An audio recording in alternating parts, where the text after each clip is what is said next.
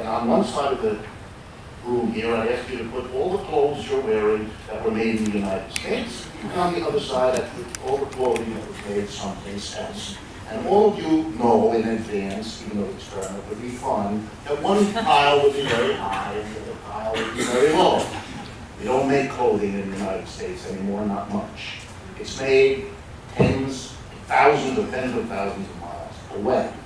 Why was that done? You all know. That was done to make more money. The people who make clothing knew that they could do at least two things in Asia or Africa or Latin America, wherever they went. They could pay much lower wages, and they could either bribe or not even have to bribe their way out of ecological limits on what was spewed into the air and water. So they went to make more money. Nothing else made them move. And therefore, the world you and I live in, we breathe the air, we work the water, is now being polluted on a scale we've never seen before, because instead of our shirts and socks and shoes being made 50 miles away and brought by a truck, they are 10,000 miles away, and they require steamships, etc., to travel the 10,000 miles, dumping every kind of crap there is into the air and the water, fouling the atmosphere, damaging the fisheries of the world in all the ways that many of you know.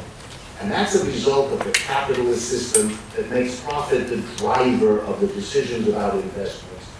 Now, what are you going to do about that? You could struggle. It's a good reformist struggle to limit such things. Pass laws that govern what you can spew into the air, what you can dump in the ocean, etc. And we're doing all. Those are good reformist struggles. But once again, they have this sad quality. We're begging.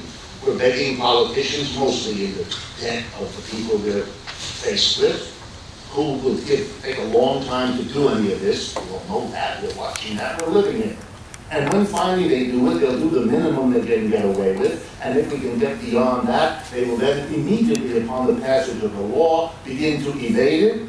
When they're a bit stronger, weaken it. And when they're a little stronger, get rid of it so we can start again. What would a revolutionary content be? Again, there are many. But I'm going to stay with the one I like. Imagine enterprises where the decisions about what they produce, how they produce, and where they produce are made democratically and collectively by all the workers. How many clothing factories in America would have had their workers vote peacefully and quietly in a democratic way to destroy their own jobs, destroy their own communities, and have no income in order that the company could go far away? Not too many. Like, I don't know, I'd give a rough guess at how many Congress are supposed to make guesses like that. I'd guess sort of none.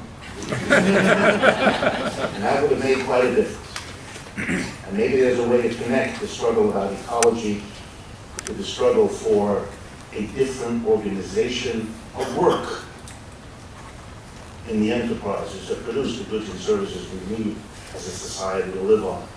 Maybe that's a better way to transform the situation so that we're not always struggling hard and long for a reform that is insecure from the day it's won because of a system that can undo it.